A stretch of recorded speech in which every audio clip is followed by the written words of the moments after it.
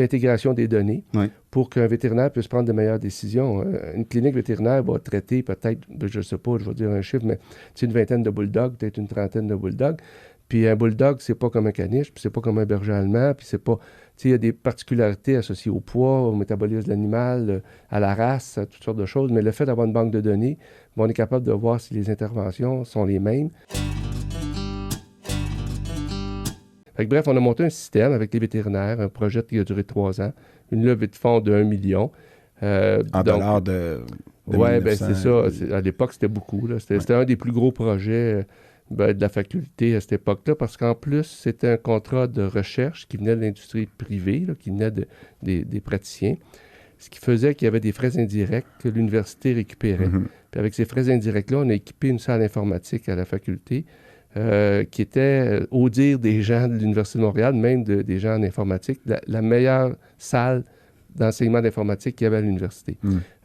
Même, ça dépassait ce qu'il y avait au niveau de la faculté d'informatique. Ah Donc, ouais. on avait monté 20-25 appareils, je pense. Ça, c'était des gros serveurs Unix là, que moi, j'ai connus au pavillon des Saules. Là. On en avait, nous, dans nos bureaux pour l'analyse, là, mais dans la salle elle-même, c'était des appareils. C'était IBM. IBM avait aussi...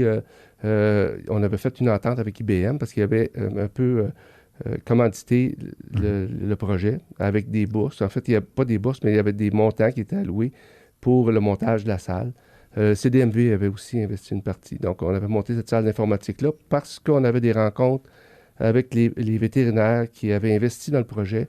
On les rencontrait pas tout à fait une fois par mois, mais on les a rencontrés 12 à 14 fois dans la durée du projet, qui a duré 3 ans. Puis, on avait 25 vétérinaires à Saint-Hyacinthe, 25 à Québec. On faisait Montréal-Québec. On avait des journées de formation. En 3 étapes, on leur donnait de la formation un peu en épidémiologie. Puis en retour, on regardait avec eux l'utilisation qu'ils faisaient du logiciel, puis on améliorait avec ça, puis on avançait avec eux. Donc, c'est un projet qui se faisait avec les vétérinaires pour monter un système d'analyse de données de troupeaux. Un des points aussi importants, parce qu'on a dit qu'il fallait comparer des troupeaux, c'était de la constitution d'une banque de données. Donc, on avait une banque de données centrale. Puis à l'époque, là, c'était des disquettes. On communiquait par fax. On avait des disquettes qui nous envoyaient. On leur envoyait un message répétition. Nous, ils nous envoyaient des disquettes. On montait ça sur des serveurs Unix. Puis on montait la banque de données. Maintenant, ça se fait en temps réel. Maintenant, DSA, c'est rendu une compagnie. Il y a une vingtaine d'employés. C'est une compagnie qui appartient à la MVPQ. Au début, il y avait 45 ou 50 propriétaires de la compagnie, vétérinaires. La loi des compagnies au Québec n'est pas faite en conséquence. Ils nous ont dit plusieurs fois qu'il faudrait changer les propriétaires, la structure des propriétaires. Puis là, tranquillement, on a évolué vers... c'est un achat de la MVPQ. Ça appartient à la MVPQ maintenant. Okay. Puis ça fonctionne super bien. C'est utilisé en France, en Belgique et en Suisse. Dans la francophonie, finalement. Oui, surtout. Le nom, c'est DSA HR parce qu'on pensait que Animal Health Record, que ça serait adopté aussi par nos collègues du Canada, mais ils ont choisi un logiciel américain, mais qui ne permet pas, qui est bon, là, mais qui n'est pas aussi convivial, puis qui ne permet pas la constitution de banque de données parce que la codification n'est pas standardisée. Nous, on a standardisé la codification et aussi parfois les diagnostics. C'est tout un système maintenant qui existe. 75% des vaches de tiers au Québec sont sur DSA. Ça nous permet de l'amener à un niveau différent, mais actuellement, on travaille sur l'analyse des mégadonnées, big data, puis intelligence artificielle. Donc, on est dans le domaine. Avant-hier, j'avais une rencontre, un colloque à Montréal sur une santé, puis on m'avait invité pour parler justement des nouvelles technologies.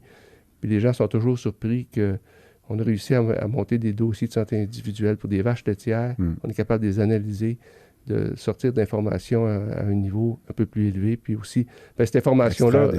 Extraire des données, mais ça permet aussi un lien rapide, parce qu'on a parlé du niveau du troupeau, où le producteur peut gérer son troupeau, puis peut comparer son troupeau aux autres troupeaux.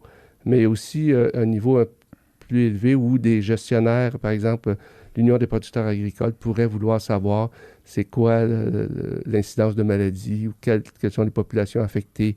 Puis c'est possible d'aller rapidement, de répondre rapidement à n'importe quoi. Là, des demandes sur s'il y avait une épidémie quelconque, on est capable de retracer les animaux assez rapidement.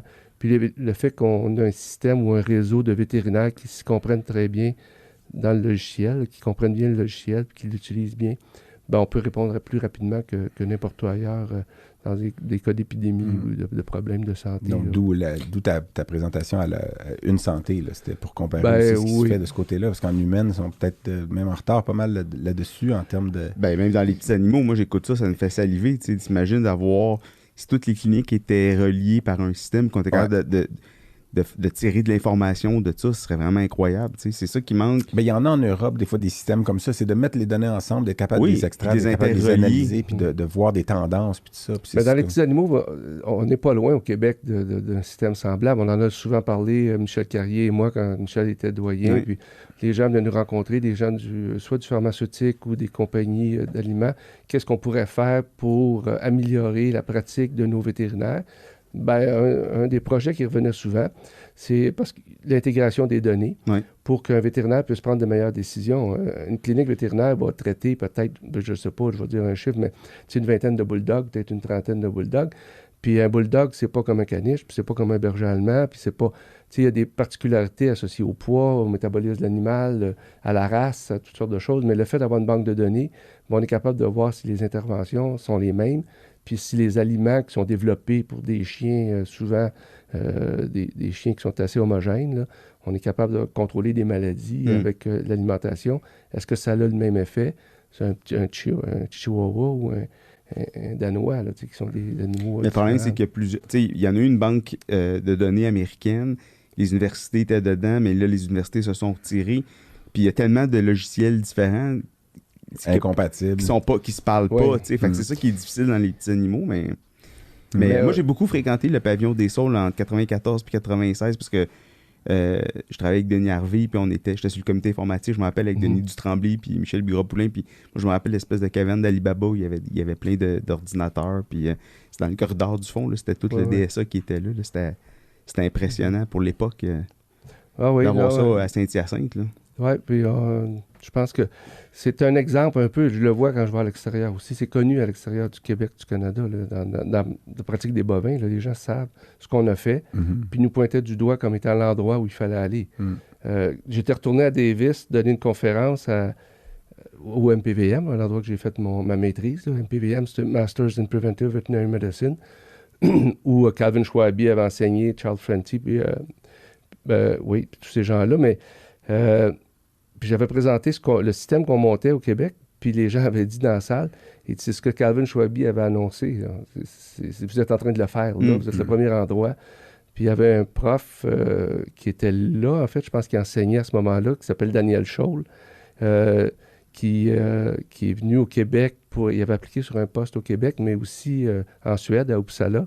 Puis les gens pensaient que ça en irait tous à Uppsala, mais il est venu...